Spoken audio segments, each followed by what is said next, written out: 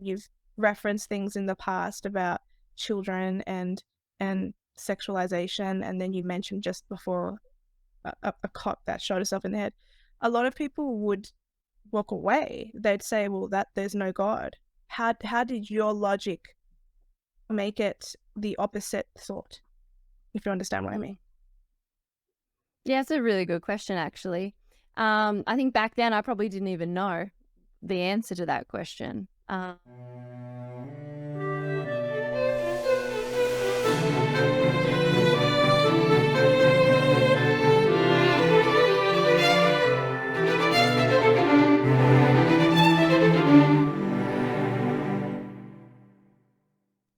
Hey guys, welcome to the new podcast, Don't Be Deceived. This is episode 2 for 2023. Hello to my co-host Lauren Easton. How are you? Hey, Claudia, I'm doing great. How are you? I'm really great, and I'm really glad that you're here to join us for this fabulous second interview. Yeah, thank you. I'm so excited. Our interviewee today is Evelyn Rae, I believe. That's right, Evelyn Rae. Yes, Evelyn Rae is a former policewoman. She's also got much experience with cows and cattle, and there's a lot more on her resume. Yeah, you would. She's right up your alley regarding animals and stuff like that. So Yeah, that sounds like it. let's bring her on. Hello, Evelyn Rae. How are you? I'm good. Thanks so much for having me on. Yay! Well, thanks for allowing us the privilege of interviewing you for 2023. Well, it's not our first rodeo, Dia. No. We've done this. But it's nice to meet you, Lauren. I've heard a lot about you. Lovely to meet you as well, Evelyn. Well, I think for those who don't know, and Evelyn and all the new interviewees, the purpose of this podcast, for the most part, is testimonials. But outside of that, we're just going to roll with the conversation, and wherever it goes, that's what we'll do. So why don't we begin with the fact that you were raised in a Christian home, but when did you personally make the decision? And what happened? Was there any feeling? Was there any sort of push to do it? Was it in your head and heart for a long time? Like, tell us your testimonial, give us your story.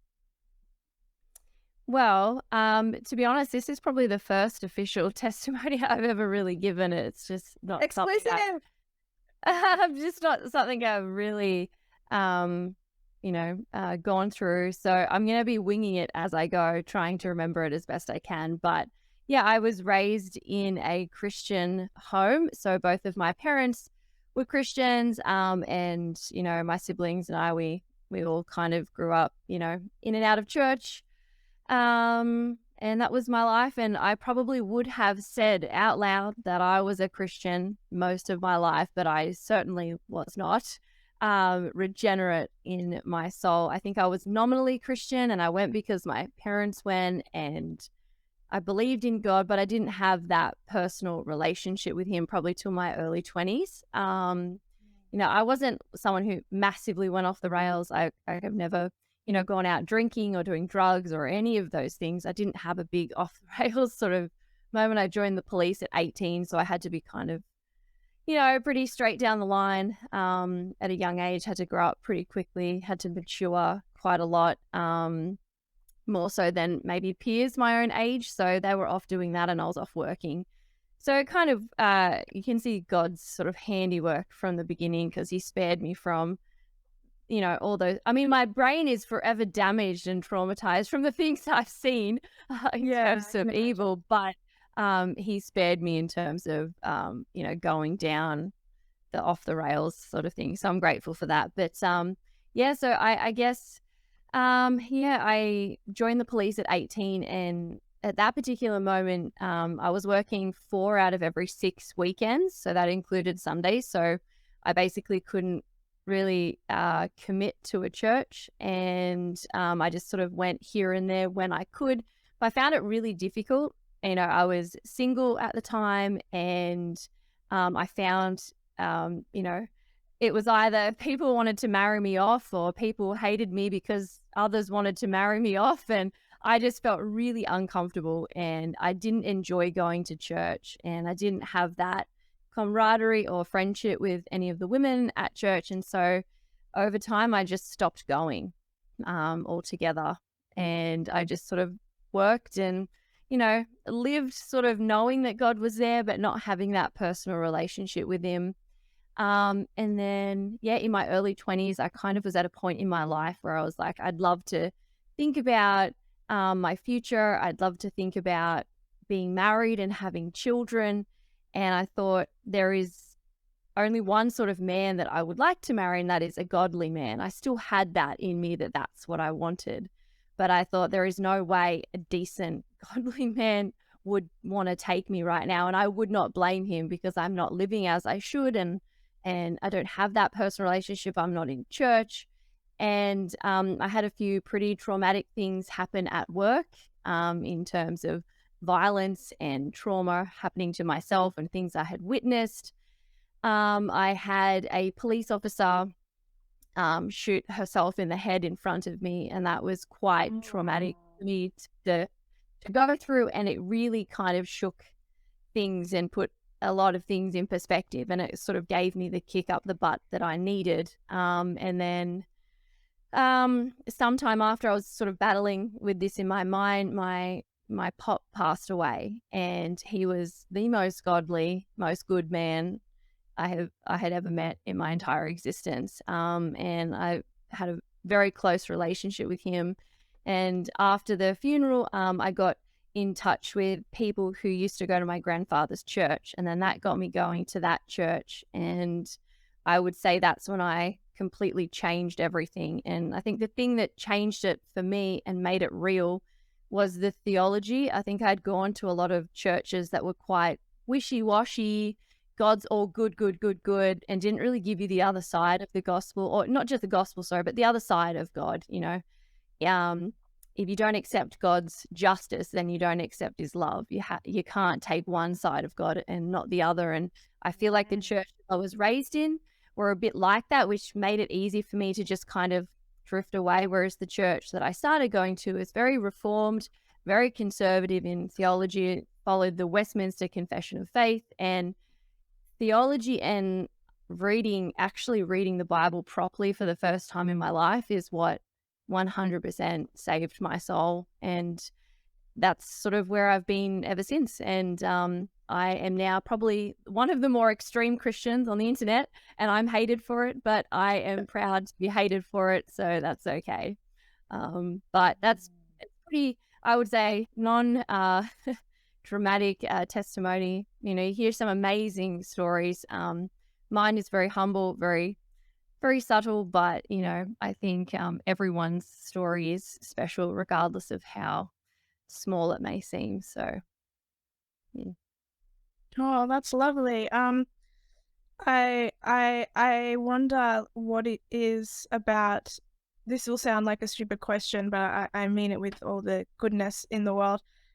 A lot of the time when someone witnesses the kind of things that you have, I'm sure you've referenced things in the past about children and sexualization, and then you mentioned just before a cop that shot herself in the head. A lot of people would walk away. They'd say, well, that there's no God. How did your logic make it the opposite thought, if you understand what I mean? Yeah, it's a really good question, actually. I think back then I probably didn't even know the answer to that question. And I think that,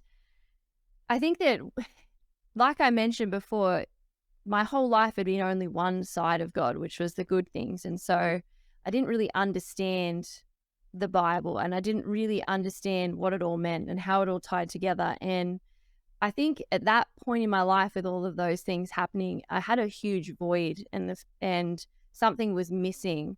And no matter how I tried to fill it, the only thing that could actually fill it was Christ. And I think that in those moments where you're lowest, I think that that's where he comes and picks you up. And I think that's kind of what happened to me. Others might experience something different. Like you said, a lot of people might say, God's not real, this is evil. But, I think if we didn't have bad things happen, there is absolutely no way we would understand grace or goodness. And I think that in those moments, God's showed me his grace even at the lowest of lows, and even, you know, when I've had to see certain things and endure certain things, and sometimes you don't understand. But, you know, I think for me, that's when I was most hungry and thirsty to find answers, and it was only through Christ that I could get those answers. Lauren, did you want to ask anything? Yeah, well, that was actually going to be my comment, is that it's going into that place of weakness where he draws out his strength. And yeah, I mean, I can certainly relate to that as well. Did you find in your journey that there was one single defining moment that was like, I need to get real with God? Yeah, it was a turning point. Yeah, it was definitely before I had started going back to church. It was something that was festering and lingering for a really long time.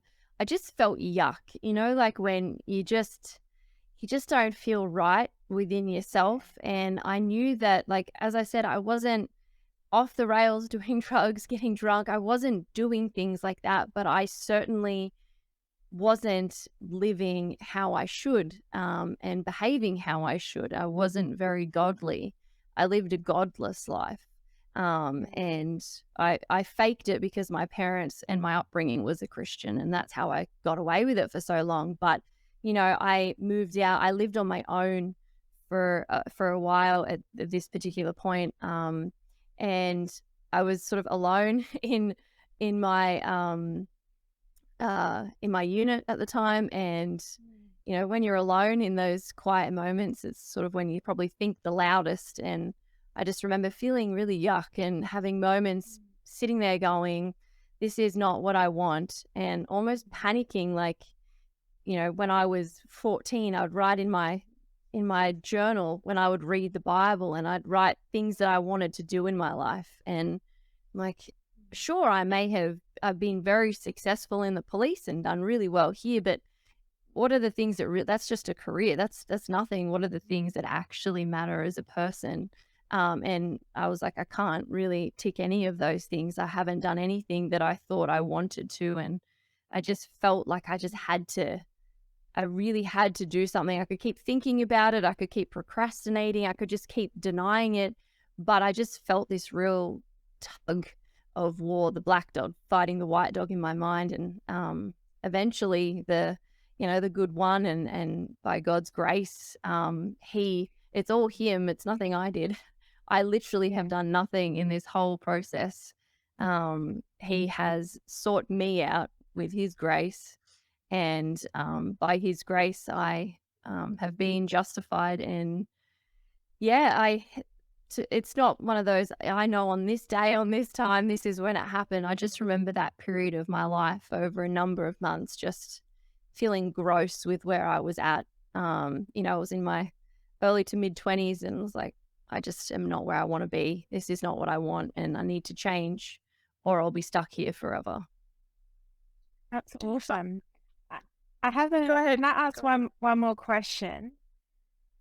Yeah, go ahead. Sorry, your mouth isn't moving. Okay, no, sorry. Go. Is now? It is now.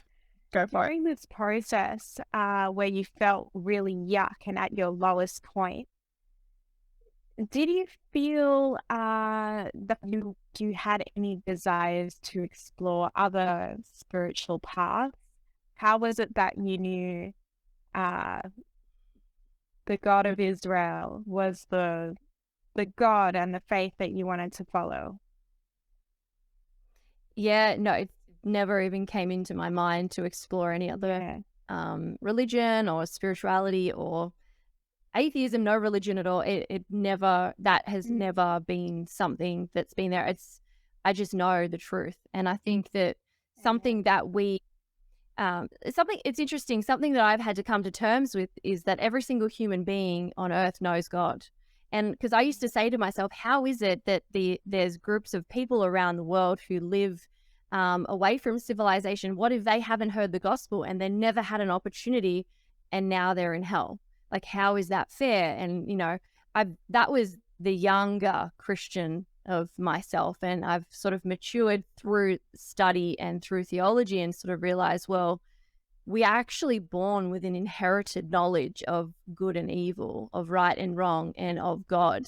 And it's in us from the moment our life begins that we know that, and we have that inherited knowledge.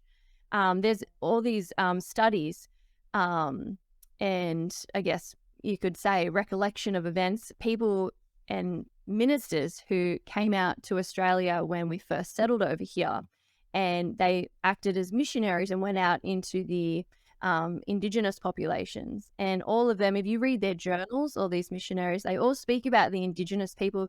They didn't have an organized religion or anything, but they were all living in fear of a God, of a creator, of something big that they used to say was above them.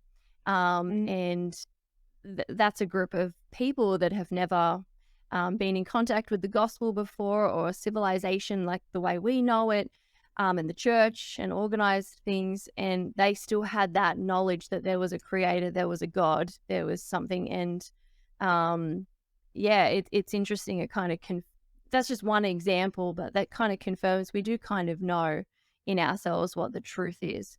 And I think having parents who raised me in the Christian faith and in the Christian church, that coinciding with my inherited knowledge and just what I knew to be true, I've just never considered anything else. I've studied other religions. I've studied, like I have Quran and I have other things here, because I don't like to speak about matters without having any kind of experience or authority. And so, you know, when people come at you, well, what makes the Bible truthful and not this particular book from this religion? I like to be able to, you know, not obviously speak like I'm an expert, but with some kind of knowledge. And even though I have studied and looked at things, it's just never ever entered my mind that something else could be true. This has just always been the God that I've known ever since I was a child.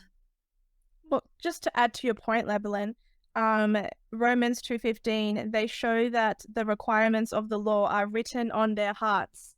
Their consciences are also bearing witness, and their thoughts sometimes accusing them, and at other times even defending them. So I used to say the very same thing. Well, what about those tribes in the Amazon? And what about the Native Americans before the white man came and taught them about the Lord? And then I looked into Native American tribes, and some of them had a one God creator, and they could look at the stars and see the story of creation through the stars, and they prayed to one God. So definitely with more study and maturing in one's Christian journey, one learns that, but it takes a while to get there. Well, it took me a while to get there. Yeah, and I think sometimes, like, I always say, that doesn't sound fair. And it's like, well, who am I to tell God what's fair and what's not? That's pretty arrogant of me to assume that I know what is fair. My only understanding of anything comes from him, and by his grace he gives us knowledge and information and things like that. And you know, just like justice as well, it's like what I think is justice is probably nothing in comparison to God's perfect justice. And I think that, you know, as Christians, we tend to think that we know better than God. And, you know, we think that, you know, why would God do this and why would God do that? And I've really had to learn to go, well, what would I know?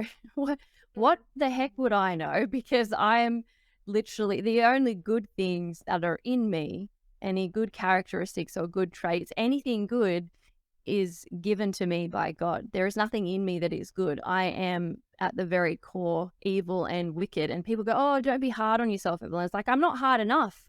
You know, I obviously follow the doctrine of original sin. We are born depraved, total depravity. And it is only by God's grace and through his goodness that anything good in us is just a reflection, is a mirror image of the good from him.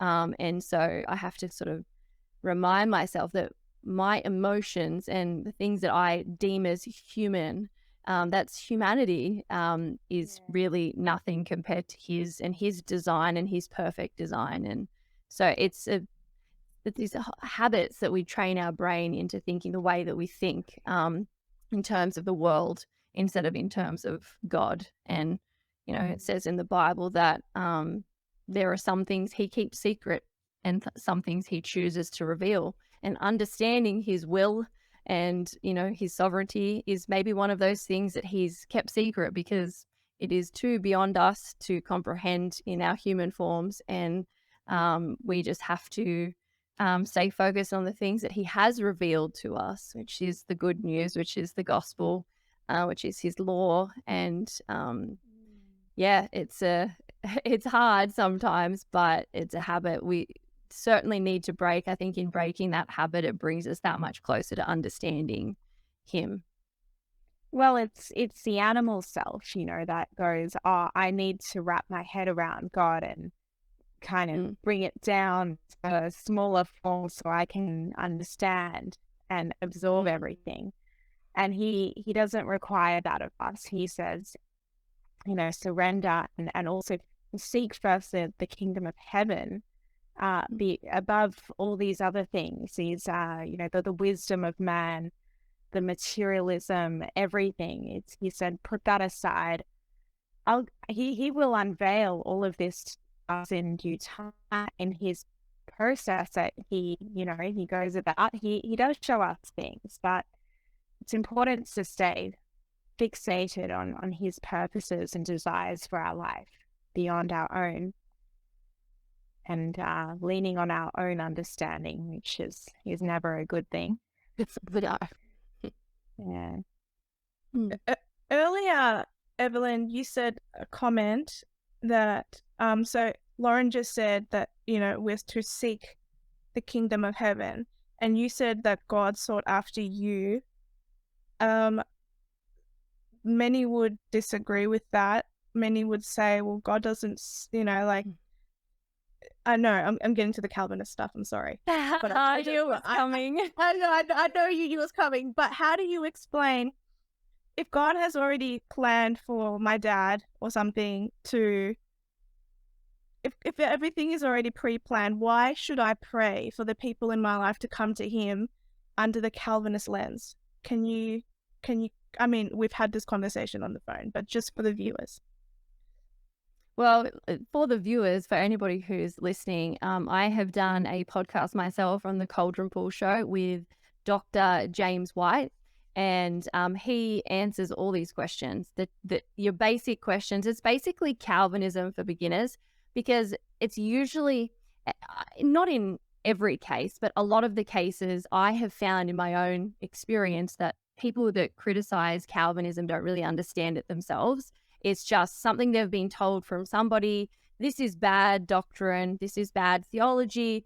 These people all want you to go to hell and this and this and this. And it's like, that's not what it actually is. And I've found when you actually go through the main ideas and concepts of God's sovereignty versus like free will of, say, Arminian theology, when you actually go through it, you find that there's a lot more in common, and a lot of people are like, oh, that's actually interesting. And then they usually go away and study those things, and some come back and go, wow, I can't believe I've missed that. And some come back and go, I still disagree. And that's when I go, you know what? When we're having the Lord's Supper and we're at the feast, we can have a toast about how ridiculous we were that we hated each other for this. I don't hate anyone. But it's interesting. Us Calvinists can be jerks. I'm not going to deny it. We're very so can Arminians in things. Well, I'm getting to that, but we're quite militant in things. We can be quite it's our way or the highway, and sometimes I think we're a bit cold, a bit aloof, not very gracious. I know I'm happy to critique my own camp, right? But I have found the most viciousness that I have received have been people who hate Calvinism. I have never, ever gone online and said, you're going to hell, I hope you have fun, or, like, you're this or you're that. And But I've had that thrown at me more than I ever have in my entire Christian faith, because I haven't always been a Calvinist, right? I haven't. And the hate that I receive is absolutely insane. And that's okay. Like, before they hated me, It's they not hated okay. him. And Yeah, but it's not okay. And I'm on the fence on the issue, hence why I still haven't made up my mind. But that's why I asked. You don't deserve that. None of us deserve the internet hate we get for having an opinion. Keep going, sorry. Well, yeah, it's just one of those things where at the end of the day, there's heresy and there's false doctrine, and then there's secondary issues. I think that both Arminian and Calvinism, of course, there could be heretics on both sides. I'm not saying that there's not a perfect side, just like anything. The left in politics is just as bad as the right in many ways. But, you know, I don't think it's always a salvational issue. And I don't think it always means someone's going to heaven or hell, whether they believe in free will or not. So I always try to approach Calvinism with a lot of grace and things like that. And but basically, I'll go back to answering your question. We don't know who is saved and who's not saved. And, you know, that's one of those things that God has kept secret. Like, if we had a list of who's going to heaven and who's going to hell, the world would not be as we know it. And I guarantee you that it would be chaos and confusion. And the thing is, there is as much good and sanctification in us praying for people, even if they're going to hell. Look at Jesus with Judas. He knew that Judas was going to betray him. He also knew that Judas was going to hang himself and go to hell. And yet Jesus still washed his feet, and Jesus still prayed for him. Judas still went out into the world and preached the gospel with the disciples. So much so that the other disciples, when Jesus said, "One of you will betray me," had no idea it was even Judas. They could, like, if somebody said to me, "Oh, I know someone in your family who's going to do this," I could probably go, based on what they said, because of who they are and what I know them to be as people, I could go, "Oh, I reckon that's going to be Aunt Margie." I could probably pick that, right? But when this was presented to the disciples, they had no clue, because Judas was behaving the same as them and doing the same as them. Jesus was washing his feet. Jesus was praying for him. Jesus was doing the Lord's Supper with him. And, you know, you look at scenario why, if he knew that why, and you've got to look at, I think, things in a bigger perspective. It's not necessarily all for that person, it's for a greater cause, and God's got a bigger plan and a bigger will that we can't comprehend. And I think that if you are interested in Calvinism, like proper, going through it from the beginning to the end through the doctrine, there's 5 sort of points of Calvinism called TULIP, TULIP, and all of those 5 points I go through in that podcast I mentioned with James White. I go through all the verses like John 3:16, for, you know, all the sorts of the usual typical things that are brought up to sort of go against Calvinism. Everything is addressed. It's a really good episode to sort of get into, and he is a historian as well, so he goes through church history, because a lot of people say, well, why was John Calvin so informed about this? Like, who's John Calvin? Well, John Calvin mainstreamed Calvinism, but Calvinism has been a doctrine that's been preached in the church through church history. And James White goes through church history, how Calvinism, those sort of main 5 doctrinal points, have been throughout history from the beginning of the church, basically. And so it's a really good episode. I would love it if people could just do it with an open mind, without preconceived ideas. Yeah, and sort of, unfortunately, as I said, there is a lot of hatred. I mean, obviously, I have studied both. I haven't always been a Calvinist, so I've come from the other side. And I can honestly say I've never felt closer to God, and I don't think I've ever been this interested in the Bible and theology and goodness from him until I changed to Calvinism, if I'm honest. And yeah, I'm not saying if it's not for you, it's not for you, but I just would love it if us Christians could come at this with a lot more grace and a lot more love and a lot more openness and willingness. Like I was that, and I studied both, and I've come to this sort of conclusion. And unfortunately, I think a lot of people come to conclusions without the study and without actually taking proper care. I would agree. With an open heart and open mind. And so if you do watch this podcast I did, I just, my hope and prayer is that it's at least done with an open mind and a willingness to, have a go. There are so many so many subjects within Christianity that I am fairly sure on things, but I still reserve a percentage of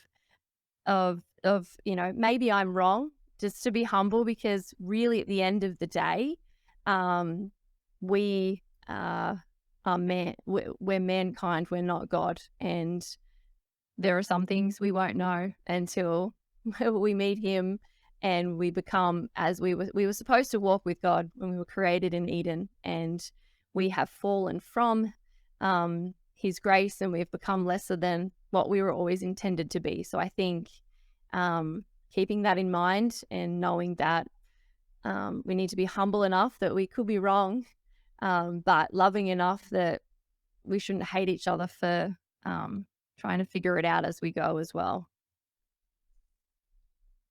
Go ahead, Lauren. What attracts you to Calvinism particularly? I wouldn't say it's attractive to me. I'd say just I've really sort of studied theology around it, and there's no other doctrine of salvation that sits comfortably with me in reading the text of the Bible, because I have also looked at like the Greek and the Hebrew and things like that, and there are a lot of things that blew my mind when I did that. Like for example, John 3:16, it doesn't actually have the word whosoever. That's something that we've translated into English. That word is non-existent in that particular text. And reading the Bible like that, and having the Greek in one hand and the ESV or the King James in my other hand, and kind of looking at it, I was like, oh my goodness, I can't, like, that changes everything, And to be honest, I first really started studying the Old Testament before I even really went into New Testament. And it was when my understanding of the Old Testament and the Old Testament promises and the Old Covenants and things like that, when I really wrapped my head around those things and then read the New Testament with that in mind, it all made sense for the first time in my life. The gospel. Can you first mention anything specifically, any scriptures that come to mind? In terms of why the old and the new, yeah.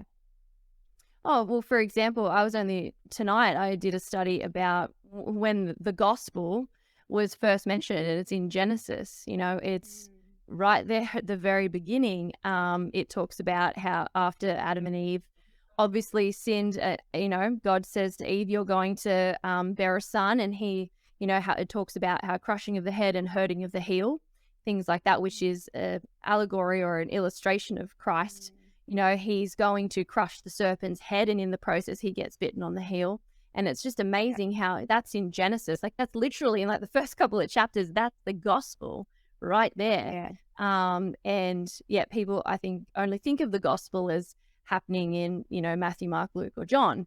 And it's like, well, no, it was actually in Genesis, and God spoke of the gospel and what was to come to Adam and Eve in the, after they fell into sin. And so, just having, like, I had no idea about those things, none. And it just changes everything, because you can see God's thread of wisdom and goodness from beginning to end.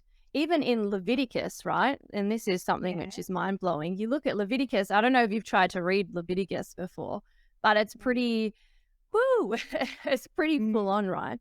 But Leviticus, like, reading it in context with the history and the times and the purpose of those laws, and then getting almost like case law for today, and actually doing that is just mind-blowing, because you're like, wow, even then, God, why would you include Leviticus in the Bible? What has that got to do with me today?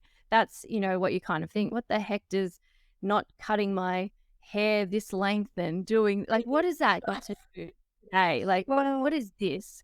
But it's Jews like, still observe those. of course they do. They do. It's really full but on. you can't, there's some places in Israel where you can't even use the lift on Yes. on their holy day because Shabbat. that's seen as work, pressing buttons. So yeah, but you know, just see, like a lot of the time you'd skip over Leviticus and you'd go, I don't really need that today. What's that got to do with me today? But reading it properly, theologically, and you can just see, like, for example, there's all different rules about, people who have balconies, or live on their rooftops, they have to have balconies. That was the law. And you go, what has that got to do with today? Having a balcony or a fence or a wall put up on their roofs. And they used to go up there, obviously, back then because it was really hot, and that's how they would get cool in the summer. And, if people fell off, they would die. And so it was literally a value of life. Like, you need to love your neighbor by putting a balcony there to prevent people from falling off and killing themselves by accident or injuring themselves. You've got the laws about how you're not allowed to stop the ox from eating as he works. And that's the principle of, you don't work for free. If you want, you work for something. And that's why the ox, as he's, working and pushing and plowing and serving humans, he's allowed to eat because that's payment for his work. And you see all these principles back then that really apply to our moral and God's moral laws today. And it's like, as a police officer, for example, I would see, must have gone out of reception. Yeah, I'll keep going. But, as a police officer, I would have to go to court, and once something has been sentenced, that's case law, and it can be relied upon in, here she is. Welcome back. Cut out. Yeah. It's okay. No, I was in there. She didn't get far. It's fine. Came back quickly. Did what you said, and she said I just had to cut her out for a minute. No, kidding.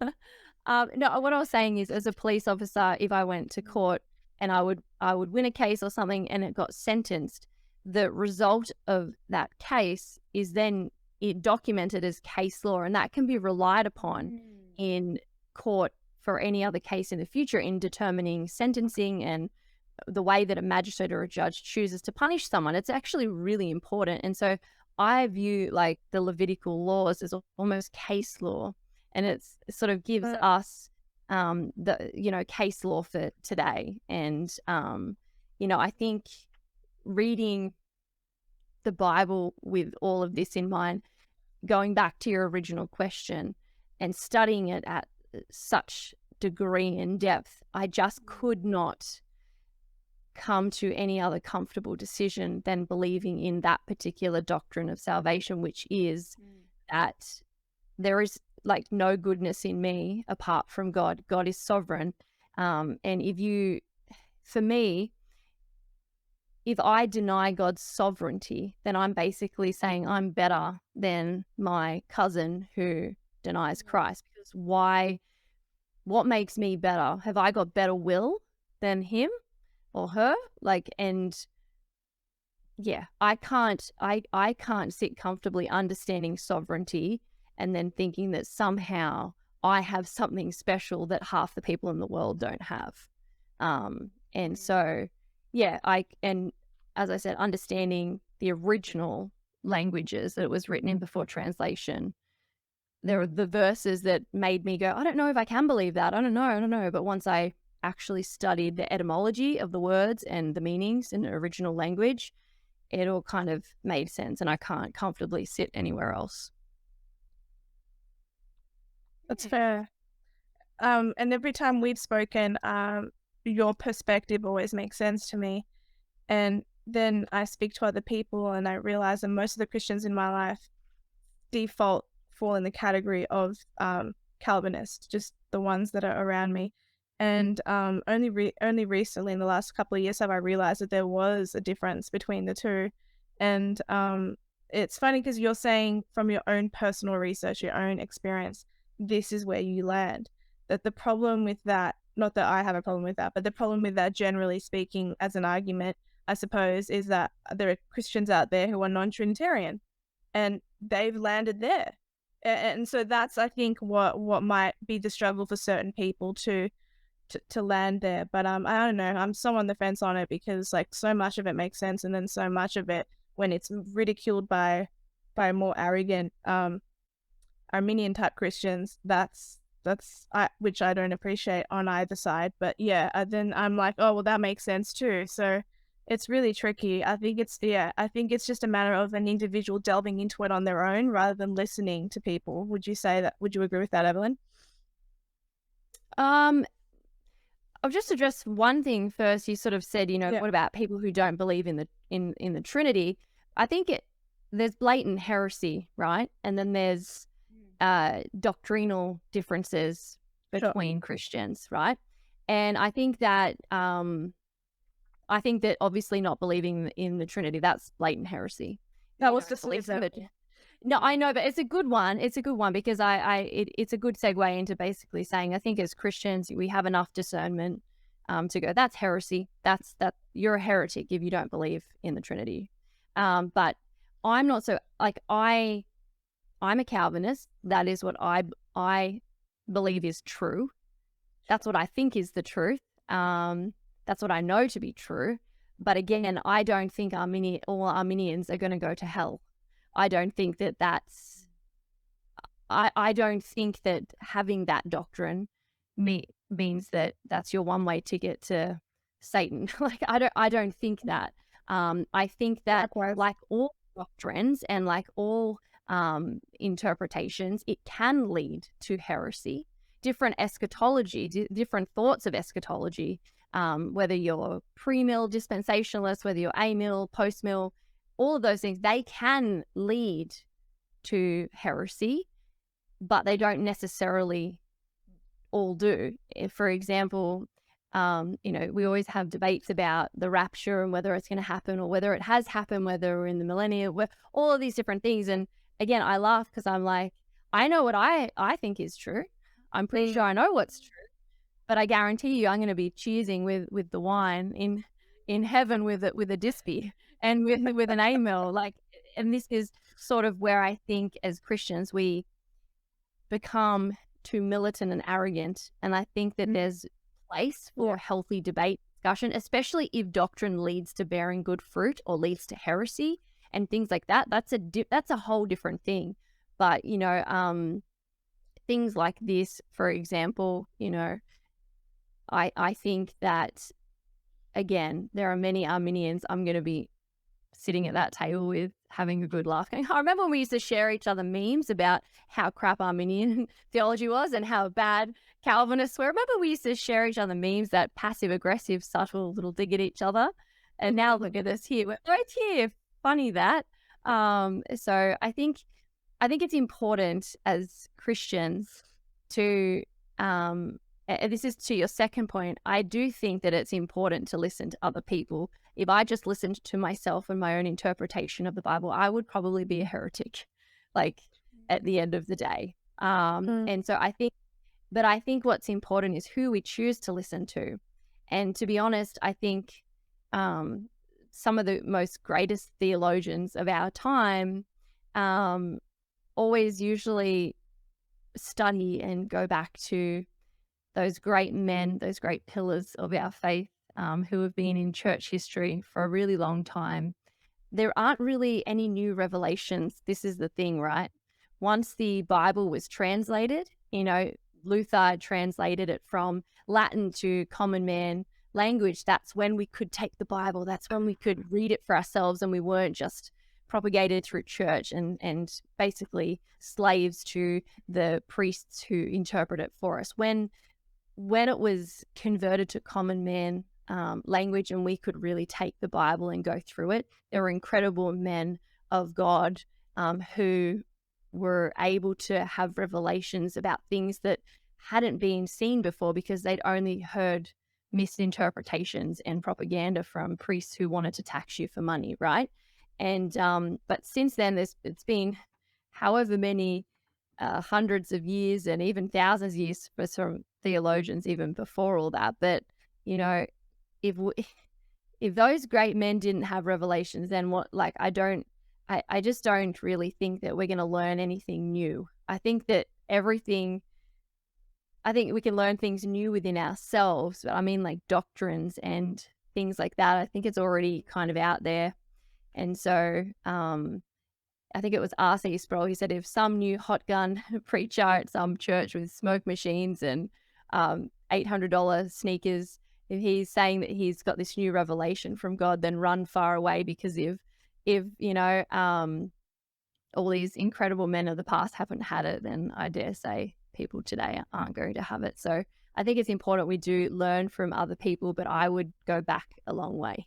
That's my advice. Go back to the Spurgeons, go back to the, you know, the Edwards, go back to the Luthers, go all the way back as far as you can, to some of those great men who founded the church as we know it, and reference them. And there are some really good ministers today who have sort of based their theology on that, who are also great. So yeah, I think though, yeah, lots of study, and always, no matter who says it, whether it's your favorite preacher, whether it's your favorite pastor, whether it's your favorite historian, whoever it is, always read or listen or watch in one hand as you hold the Bible in the other.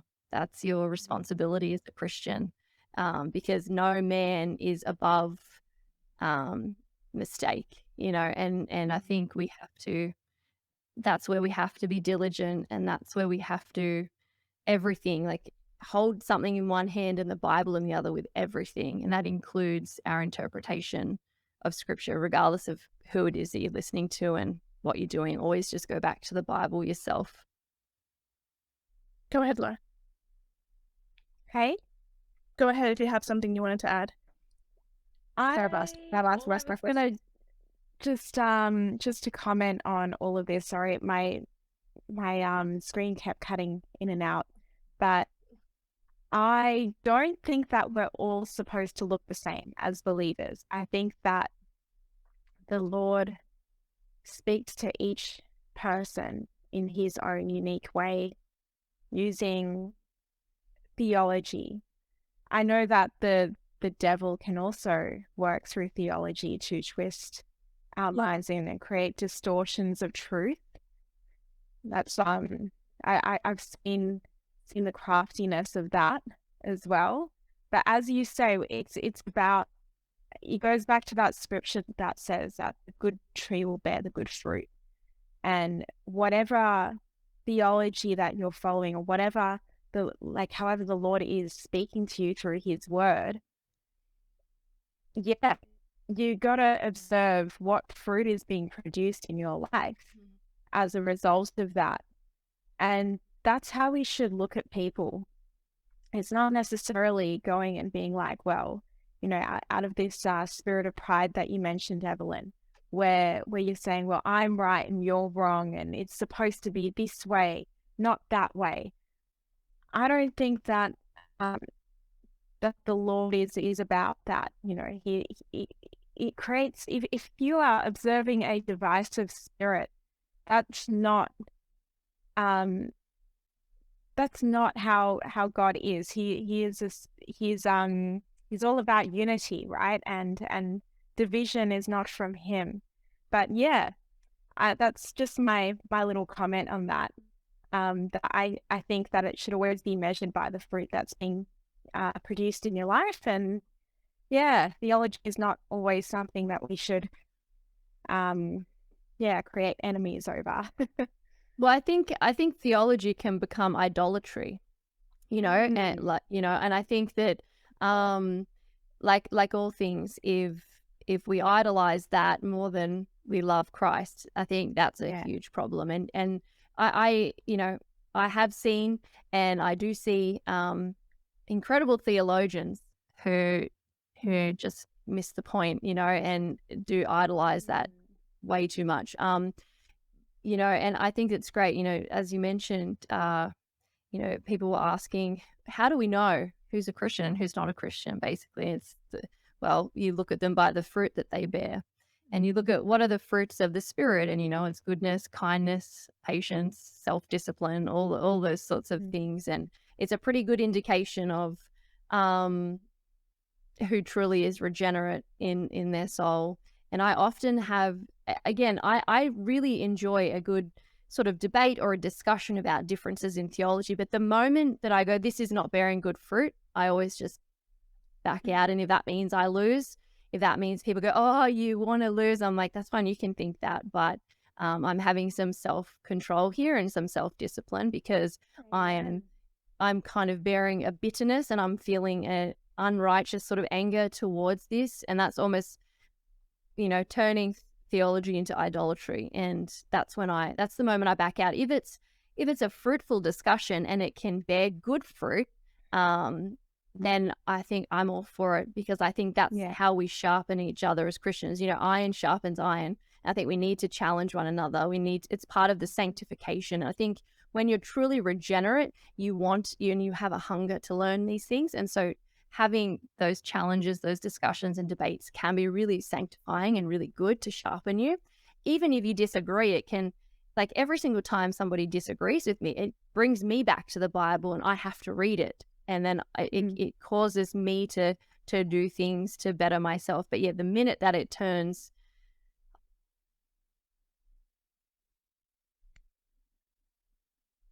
Did she pause for you or just for me?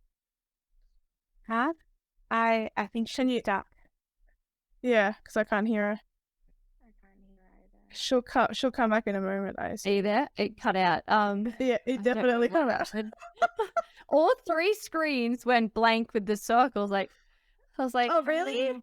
Oh, yeah, I all see three. you. Yeah. Yeah. So, You were but like, it's always the most awful faces that get stuck on the screen. Like the most awful. I'm like, couldn't it just like stop when I'm just not moving? when you Like, smile. no. Yeah. No. It's I can't remember what I was saying. Yeah, no, going back to what you were saying, like if things get too prideful, you opt out of the conversation. It's part of having that spirit of discernment, and also knowing your enemy, knowing who you're dealing with in that moment. Because when we're talking to someone, we're not just speaking we're speaking to the spirit behind that person. We're either communing with the Holy Spirit, or there is something else going on that is the spirit of pride. It could be a spirit of jealousy. It could be all kinds of different things. So it's just knowing your enemy and saying, not today, Satan. Not today. Yeah. But I think, sort of what I remembered what I was going to say. And that was, especially if we're Christians and we're online, we have a responsibility how we conduct ourselves in front of non-Christians. I'll say it. I'll repeat it again. Hello. Stupid phone, Lauren. I don't know what's going on. I was just sort of saying, as Christians, we have a really big responsibility for, especially if we are overtly and proudly out there as Christians online, because how we conduct ourselves in front of non-Christians is a massive responsibility for us. Like, we have to do that with a lot of care. It goes all the way back to like church discipline, even, for example, because church discipline had to be done in such a way because it can be bad for the unbelievers to show and have the church in a negative light in certain ways. And so I think we need to think of the way we conduct ourselves. Always remember that a non-Christian is looking at this, and if we lead people away from the gospel, then we have failed. And if us arguing in an ungodly and unloving way is going to cause people to go, I don't want any of that, then we may as well just go find the gap, and that's it. Because that's what we're here to do. That's we are taking his name in vain in the physical verb sense. I think that we really have a responsibility. Again, if there is a blatant heretic out there who can lead people to hell through heresy, I'm more than happy to call them out publicly. But even so, calling someone a heretic publicly should be done with such delicacy, and there is a process to even that. But I think we've just got to be so mindful of being unattractive to unbelievers. And yeah, again, let's all have a... Sorry. There you go. But I was saying, just gonna interject there to say there is a scripture about that in, I think it's in James, but don't quote me on it. It's a warning to people who teach the word, you know, that it's you know, it says something like, you would rather want to have a stone hung around your neck than to deceive one of God's children. You know? So it's a heavy responsibility, as you say. It is. Yeah. The word confirms that. Yeah. I think we just need to, you know, be open for discussion. And, you know, through open discussion, I've had a lot of people find God too. So I've had people reach out and go, I could never wrap my head around this, which is why I never believed. But you've given me something I'd never heard before, or a point of scripture, or you know, something like that, and now I get it. And so it can be good. But again, as you mentioned, Lauren, you know, discernment is key here, and God does give us discernment, and that's something we should pray for, using a lot of discernment in this online space. It's a big responsibility, and I think there's too much, like you said, spirits of pride and ego and arrogance, and I got to get one up on them. And sometimes, you know, the good fruit of the Spirit is self-discipline. Sometimes we have to take a little bit of self-discipline, discipline ourselves, have a bit of self-control, and pull back from things if it's going to bear that rotten fruit and potentially be distasteful for unbelievers who are witnessing it. Yeah. You know what would be really interesting? Don't you think, Lauren, it would be really cool to see Zach and Evelyn doing... It would be very interesting. Well, here's the thing, right? Here's the thing. That son of... I'm joking, I'm kidding. No, but I've he has been a bit harsh in the past. I will say that. No. Yeah, he has. But okay, so I said he had been a little harsh, and you said he had, and then yeah. Yeah, credit to him though.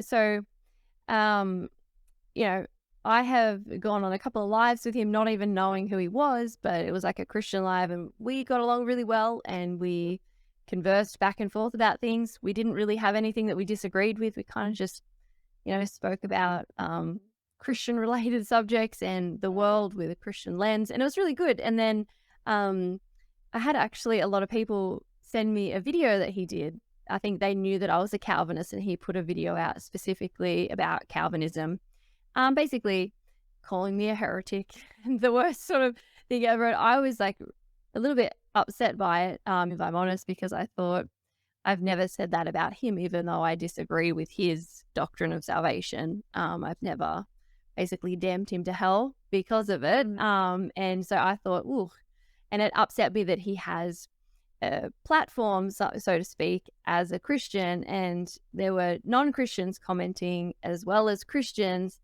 and the comments disturbed me as well. And I really wanted to comment and just be like, that's not really fair. Would anybody like to ask what Calvinism actually is? Because clearly I didn't feel Zach really understood it.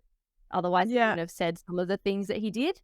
If people have a proper understanding, they might have disagreements, but it's not usually fueled with such hatred or anything like that. And so I thought, he doesn't really understand it, and I was just upset that a lot of people didn't understand it, but obviously trusted him because he is a good guy, so they probably trusted him. And and so for me, I was a bit like, but I just sort of let it go, because again, I just thought, this isn't going to bear any good fruit. He's made up his mind. He's got a lot of emotion and hatred towards Calvinism. Me jumping in there, especially as a woman, I really take Paul seriously. I'm not there to teach or have authority over a man. So for me, I was like, it's not my place right now. I wasn't invited into the conversation. I'd love to have my 2 cents, but I'm feeling a bit hurt, so I'm just going to step back, pray about it, and just sort of let it go. again, I harbored no bitterness towards him. I prayed for him, even if God would just allow him to be a bit more gracious about it all. And months later, I totally forgot about it. And he was on a live with somebody, and I commented about something to do with eschatology and times, I believe. And somebody said, "Oh, you should come on a live with us." And I just made a joke, and I was like, "Oh, not sure Zach would want the heretic to go on live with him." It was just like a little thing. I honestly wasn't bitter about it, so it was done. What did he say? Like, and he actually, and to his credit, and you know, credit where credit is due, he apologized to me live. I wasn't on the video, but he said it to the audience, and that he probably went out there a bit harsh, a bit wrong, and that he had to sort of discipline himself on that. And I was really humbled by that, and I really appreciated that. And I thought that takes a godly man to be able to do that and then take it back publicly the way he did. So I felt a little bit better about potentially having a conversation with him down the track, or someone else about Calvinism and things. But you know, I'm not really looking for it or wanting to do it right now, but it just kind of suggestion. It was a nice moment between two Christians who think differently, and who were able to, well, he was able to sort of, I guess, repent and reconcile with me, and I was able to accept that and move on, and no hard feelings. And I thought that's really encouraging for me, because I don't often get that from people who hate Calvinism. And so that was really nice. And credit to him for that. And again, that's all you can ask for with these different absolutely sort of issues. He's very humble. Like he comes in strong on a topic when he just learns about it, I think, but then later on he changes a little bit. And I think the Calvinists that they were commenting on were very different to you. They were, from what they were describing, kind of nuts. And I know you quite well, and I know certain people that you know as well, and I follow and am subscribed to some of the people that you follow. Some advised by you, and some just accidentally that we have happened to both at the same time, and then none of them are nuts. So I think that was just I get bored nuts all the time. It was just a particular church that they had a bad experience with, and they were literally making up their own definitions according to what I was told. And so I think that's why it happened that way. Like I actually learned a lesson myself recently. I'm very hard on Hillsong Church. I don't like Hillsong. But then when a girlfriend of mine invited me to go to her Hillsong, the minister there was very, very non-PC, came in very hard on what sin is. And I'm like, maybe I should be judging according to, like, each minister is different. I can't judge the whole church the whole time, because each church has a different minister or a guest speaker, and you know they come in hard on the right topics. So maybe some of what Hillsong is you know wishy-washy, but some churches under their umbrella are great. And so that was a lesson for me, and I think that's every denomination. Exactly. And that's what we need to learn. Look at the pandemic. There were churches that shut down and segregated based on vaxxed or unvaxxed, and there were individual churches within those denominations that said we're not going to, or we are, and it was dependent on the minister. So I agree with that part of the statement. But yeah, I personally would not go to a Hillsong church still. But in saying that, you know, we have to remember that Christ saves and not man. So Christ can use any vessel or means to save. And, you know, I guarantee there are lots of people who have been saved probably through Hillsong. And I guarantee you, once they've been saved and once they're truly regenerate, they'll probably leave, but they got there. Totally true. Yeah. No, but I agree that it's not the denomination, it's the teaching. And if the teaching isn't heretical, and it's how it should be, then yes, denomination isn't really. Yeah, Well, I guess my point was that I think humility is really important in the eyes of a Christian, in the life and the journey of a Christian. And when that can't be exercised by whichever individual, you probably know by those fruits alone that they're not really. I mean, you said before that we don't know who's saved, but you have indications sometimes. But even so, like, people that you think would be saved, I guarantee you will go to heaven like, where's Billy? Where's Billy? Where's Samantha? I could have sworn that I would have seen them here, and they're not. So why Stalin here? Yeah, I know. You're like, what's going on? Like, why's Lenin there? like you've lost all your chances there.